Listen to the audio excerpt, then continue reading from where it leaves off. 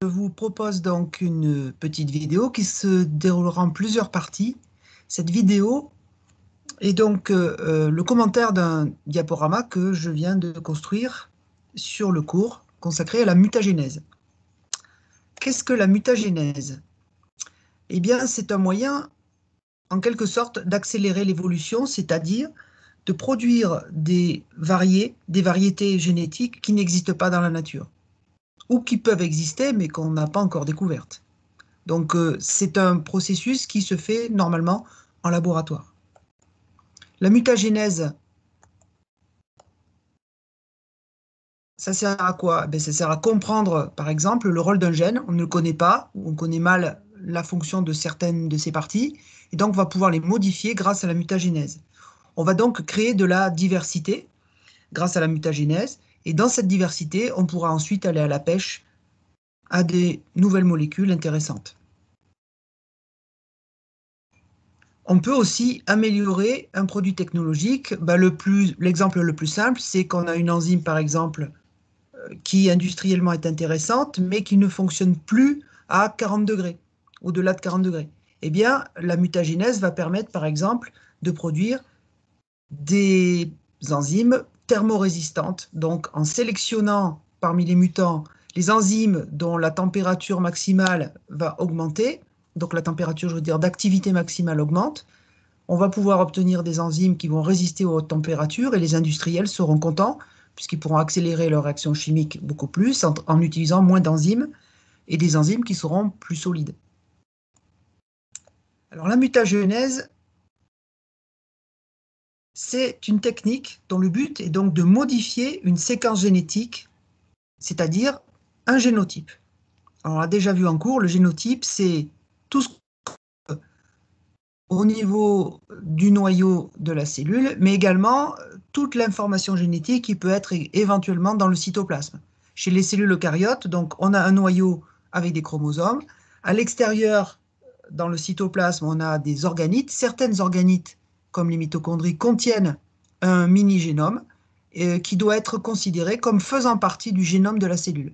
Chez les prokaryotes qui n'ont pas de noyau, donc dans lesquels l'ADN flotte dans le cytoplasme, il y a bien sûr un ou plusieurs chromosomes principaux, mais il peut y avoir aussi des ADN annexes qui sont la plupart du temps des plasmides.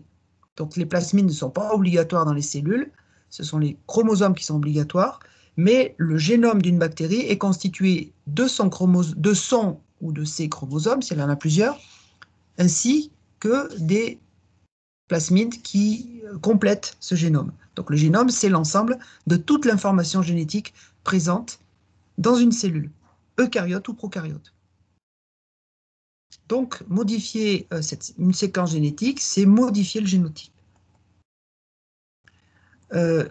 Donc le but de la mutagénèse, c'est de modifier la plupart du temps le niveau d'expression ou la nature du produit exprimé.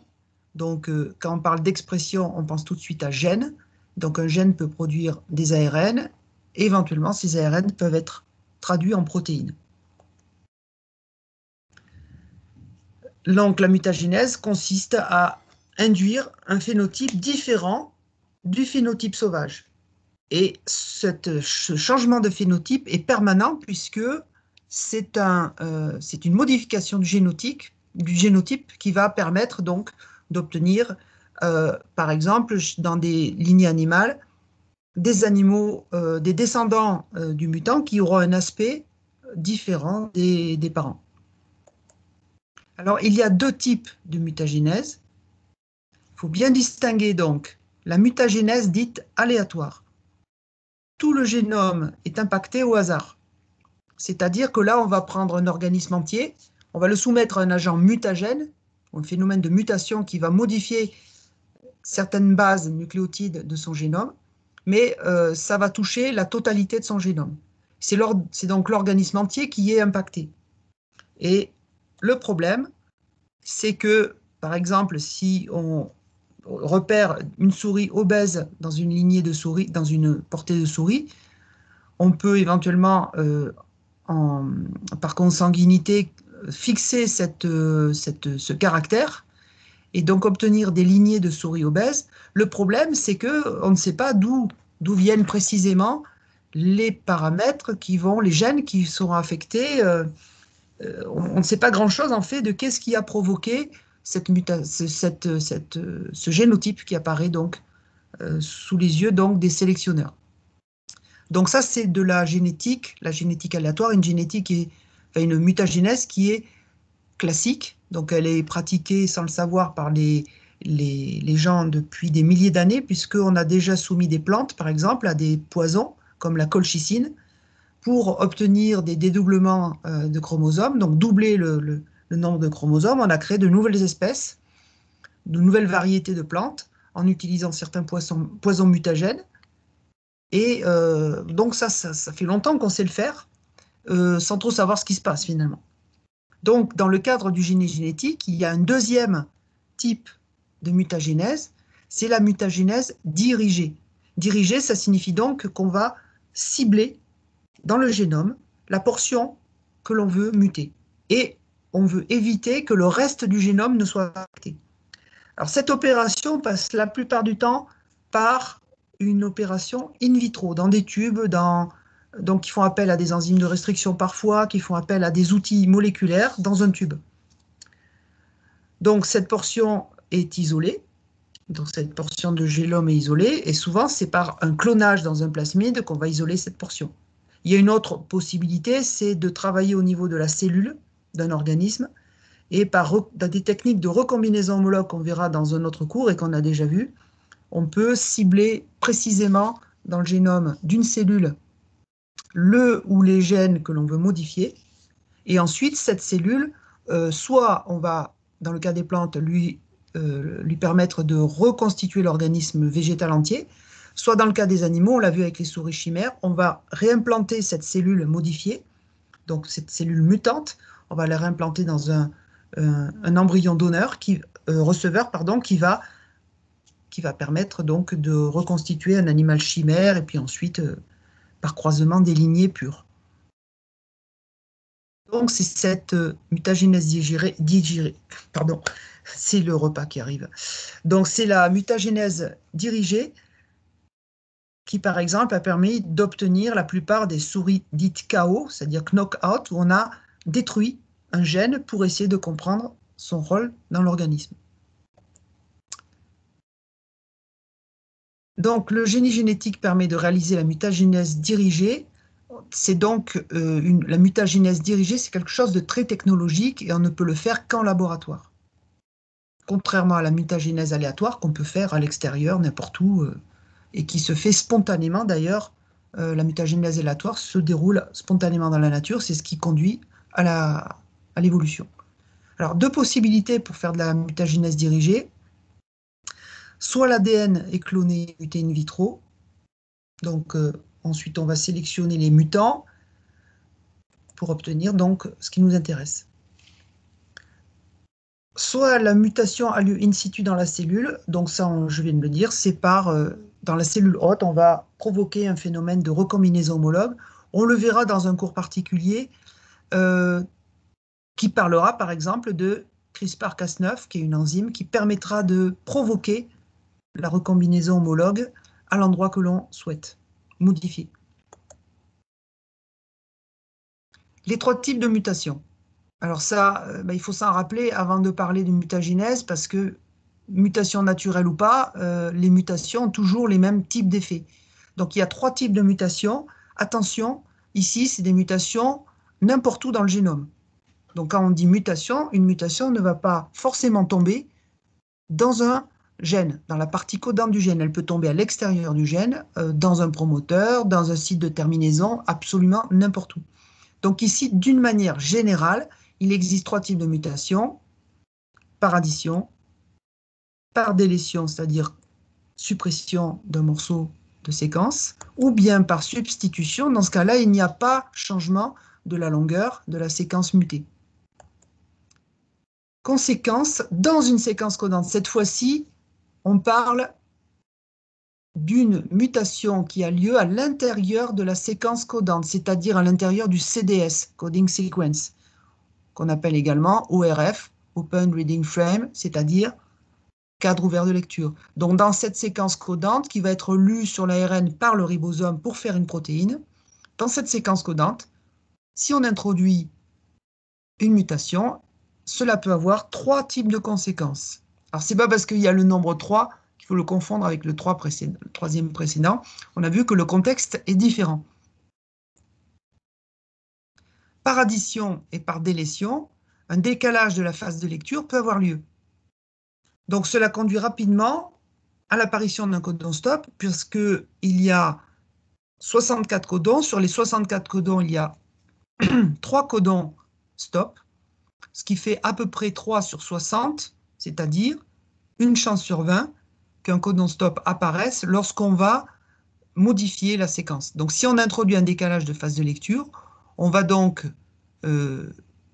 changer la phase de lecture et donc obtenir une séquence qui est aléatoire, qui n'a aucun sens puisqu'elle n'a pas été sélectionnée par l'évolution. Et cette séquence aléatoire, donc, dans cette séquence aléatoire, il y a une chance sur 20 de tomber sur un codon stop. Donc, rapidement, au bout de quelques acides aminés, quelques dizaines d'acides aminés, le ribosome va lire le ARN messager et tomber sur un codon stop et la protéine sera interrompue. Par substitution, un ou plusieurs codons sont changés sans toucher à la longueur de la séquence cible. Alors, il peut y avoir aussi 3 résultats dans ce cas-là.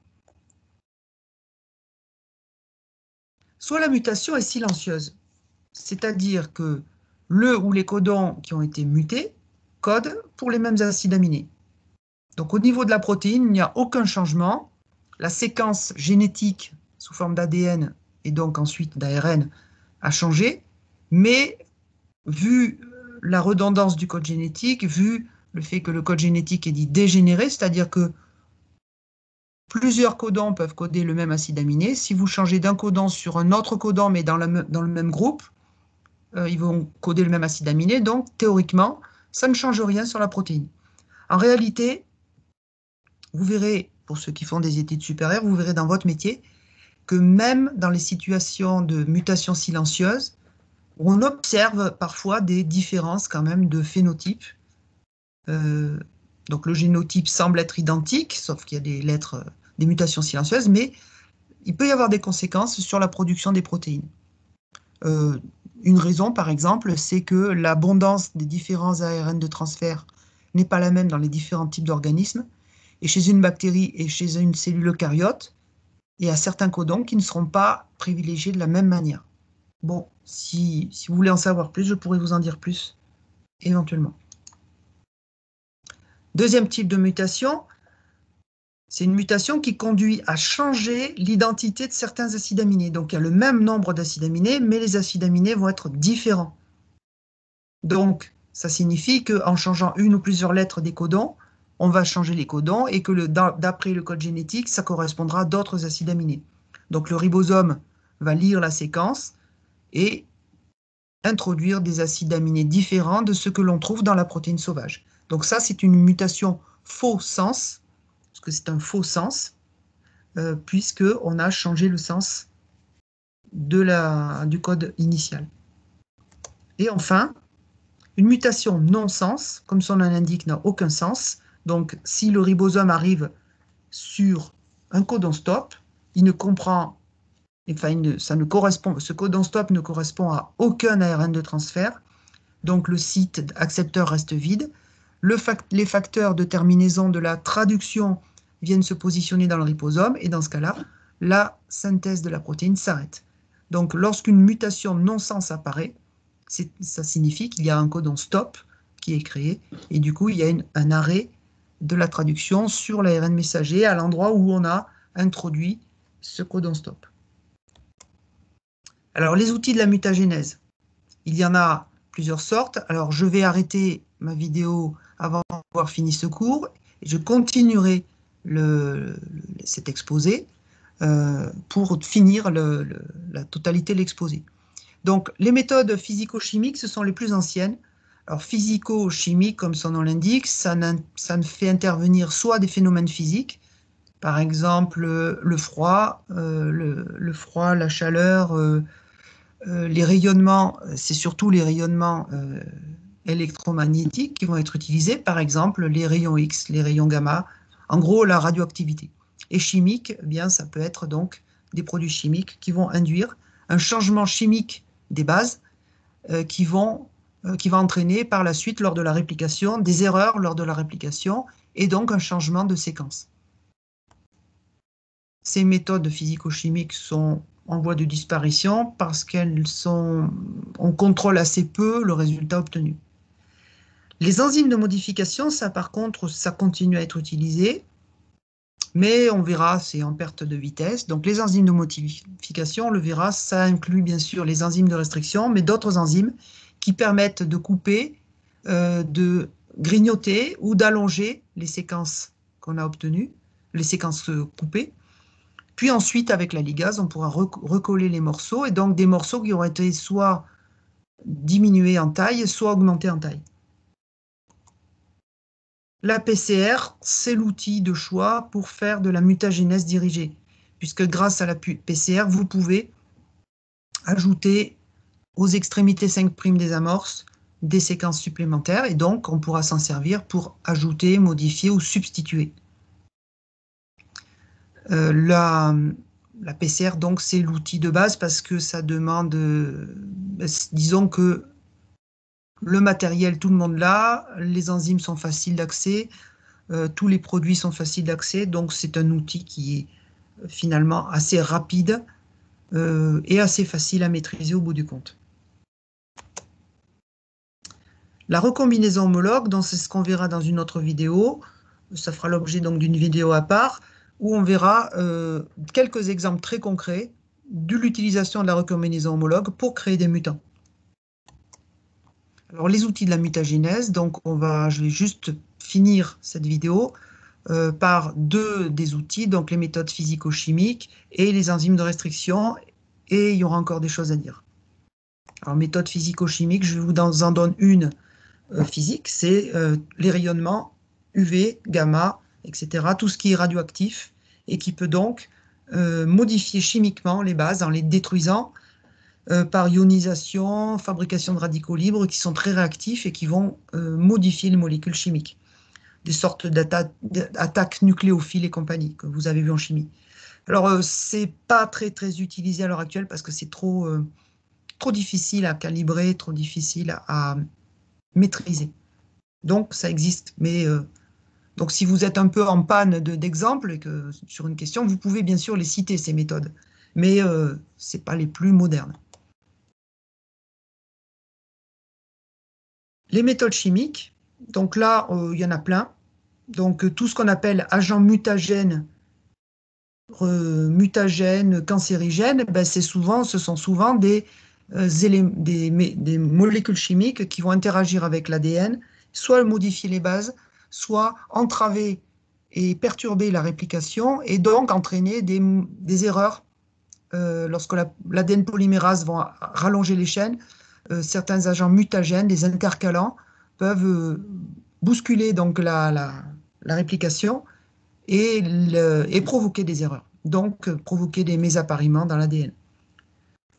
Donc ces produits chimiques, ben, c'est ceux de la cigarette, c'est ceux que l'on produit lorsqu'on fait griller des viandes en les brûlant, les croûtes de pain, etc. Donc bien sûr, si on va par là, tout est cancérigène, mais il y a quand même des productions de produits qui sont beaucoup plus abondantes. Typiquement, la cigarette produit énormément de produits cancérigènes, et c'est surtout la répétition tous les jours de prise de ces produits chimiques qui va entraîner une augmentation de la probabilité de mutation.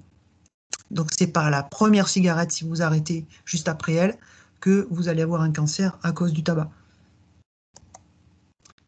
Le sulfite de sodium, c'est un exemple très simple qui est assez connu. Donc le sulfite, ben, c'est une molécule pourquoi j'en parle, parce qu'il est utilisé depuis très longtemps.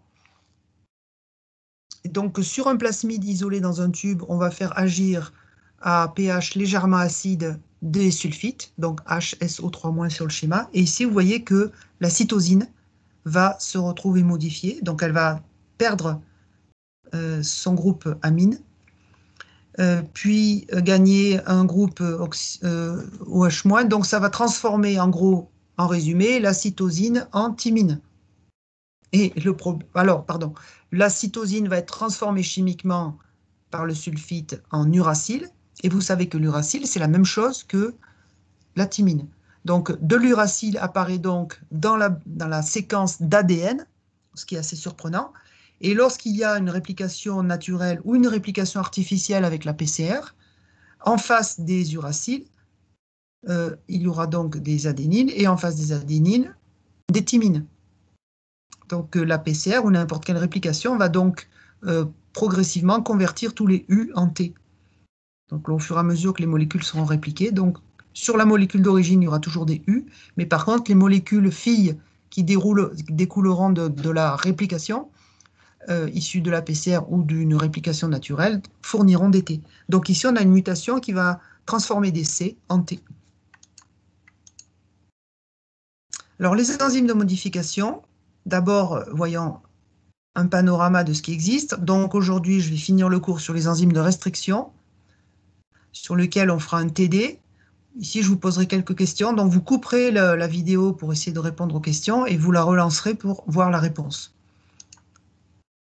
Donc il y a aussi des exonucléases. Ce sont des enzymes qui vont agir sur des extrémités, comme leur nom l'indique, et vont grignoter, donc hydrolyser les nucléotides, soit du côté 5', sur le brin 5', soit sur l'extrémité 3', et parfois les deux.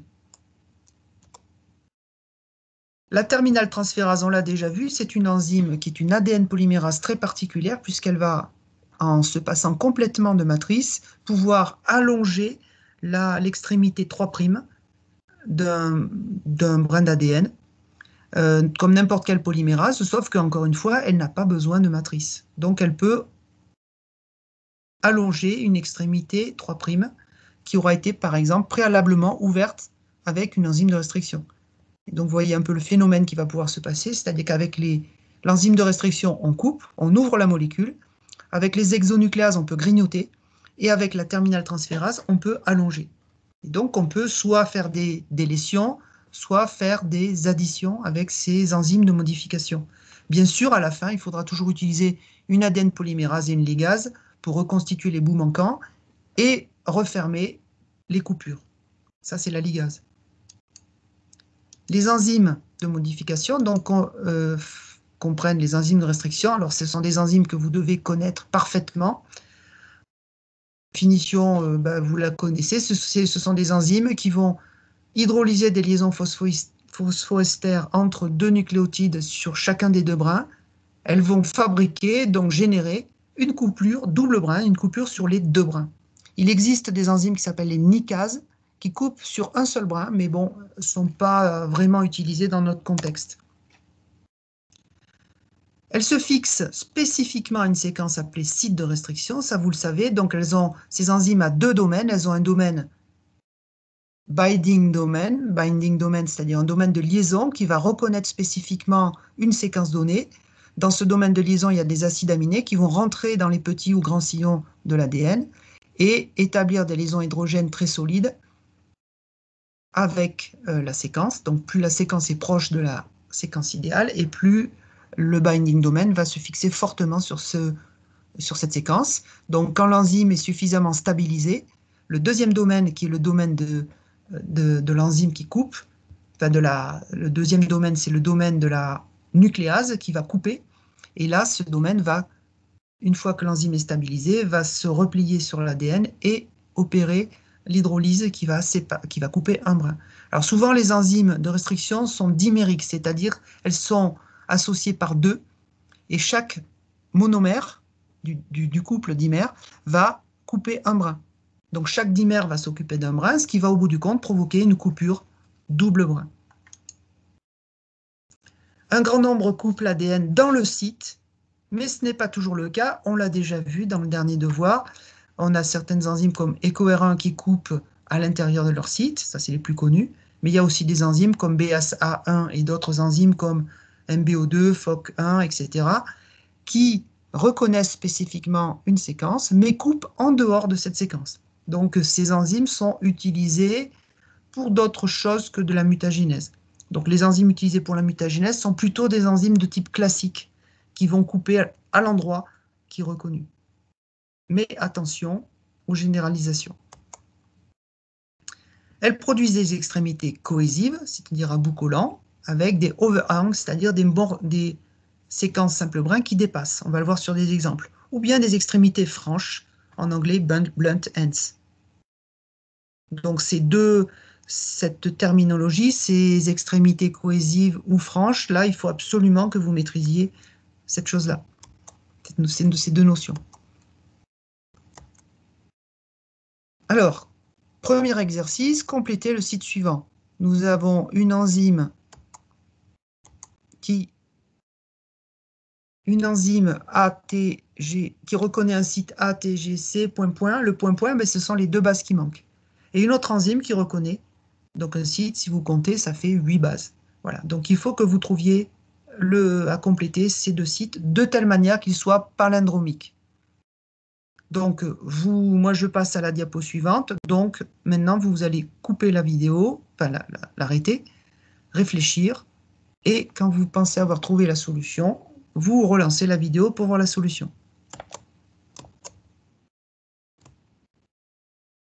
Voilà, pour la séquence ATGC, il manque 2 bases.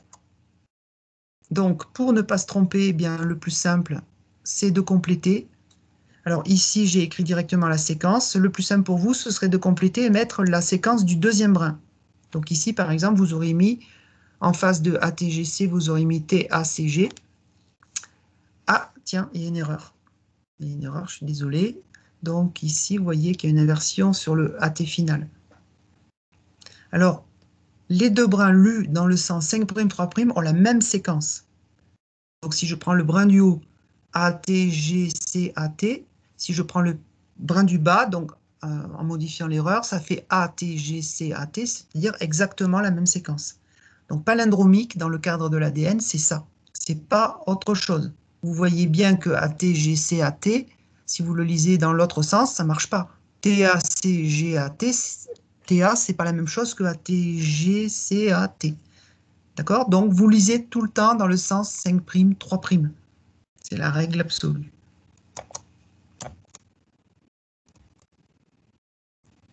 Solution pour AATTT. Tiens, je l'ai écrit 2 fois. Ah oui, c'est la deuxième séquence, voilà. Donc ici, c'est une séquence à 8 paires de bases. Et donc ici, on voit qu'il y a une répétition. Si vous écrivez le brin complémentaire et que vous le lisez dans le sens 5', 3', vous allez donc commencer ici par 3'. En face de T, il y a A. En face de T, il y a A. Donc ça fait AA, TT, AA, TT. C'est-à-dire exactement la même séquence que sur le brin qui est affiché. Donc encore une fois, un site est palindromique si la séquence de ces deux brins est identique lorsqu'on la lit dans le sens 5', 3'.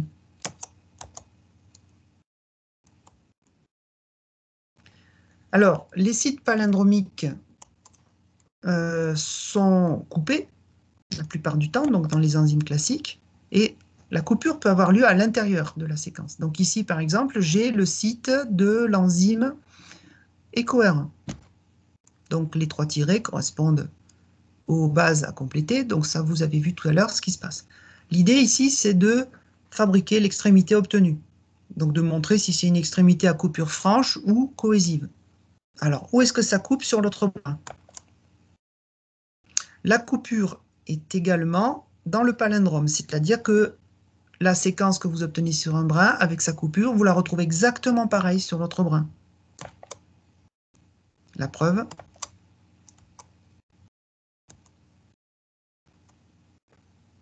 Alors, voilà. Donc la séquence de chaque brin sera exactement G, coupure, AA, TTC. Alors l'icône qui apparaît en bas, c'est pour vous faire penser à aller sur Enzyme Finder. Alors le diaporama, je vous l'ai mis en lien.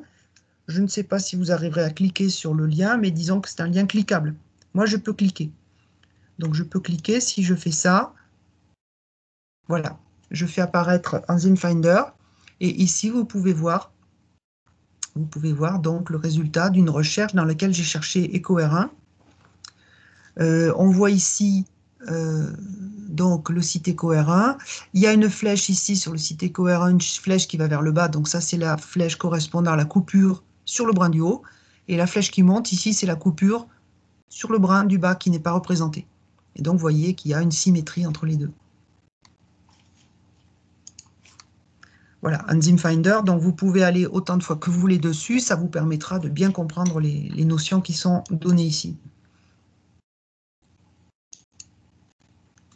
Alors, l'extrémité 5G, donc, voilà. Voilà l'extrémité qu'on va obtenir. C'est une extrémité à bout collant. On voit qu'il y a, c'est le brin 5' qui dépasse. Et là, donc, on va parler de 5' overhang AAT.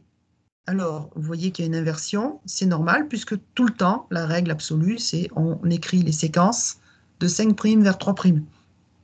Donc ici, pour spécifier que c'est le 5' qui dépasse, on overhang, donc pour dire que c'est le 5' qui dépasse. Mais par contre, quand on écrit la séquence qui dépasse, on l'écrit dans le sens AATT.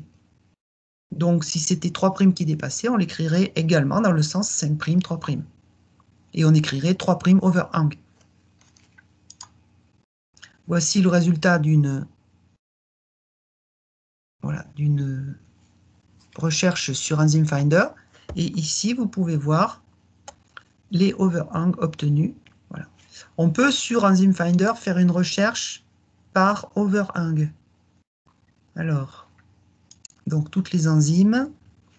Ici, vous voyez, on peut chercher soit par le nom, soit par la séquence, soit par overhang.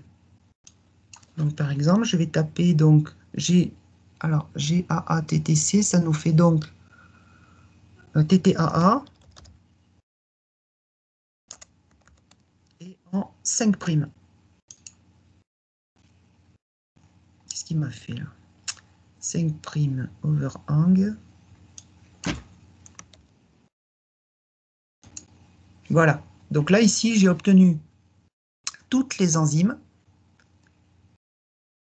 qui me donnent l'extrémité TTA. Alors, je me suis peut-être trompé dans le sens. Je vais essayer l'autre. Voilà. Voilà, je m'étais trompé dans le sens. Donc voilà, vous avez donc un overhang. Vous avez ici une liste de toutes les enzymes qui produisent une extrémité cohésive 5' AATT. Donc vous voyez que c'est le TTAA qui dépasse. Et ici, ben, si vous coupez avec chacune de ces enzymes différentes séquences, les extrémités obtenues pourront se coller les unes avec les autres, puisque c'est que la partie collante qui sera complémentaire inversée.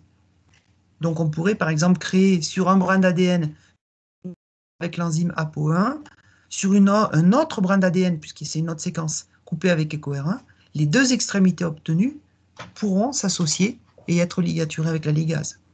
Donc voilà à quoi sert la notion d'enzyme compatible. Voilà, je ne vais pas tarder à finir. Donc vous pensez à aller sur neb.com où vous trouverez tout un tas d'outils comme l'Enzyme Finder qui permet de bien comprendre ces notions d'isoschisomère et d'enzymes compatibles.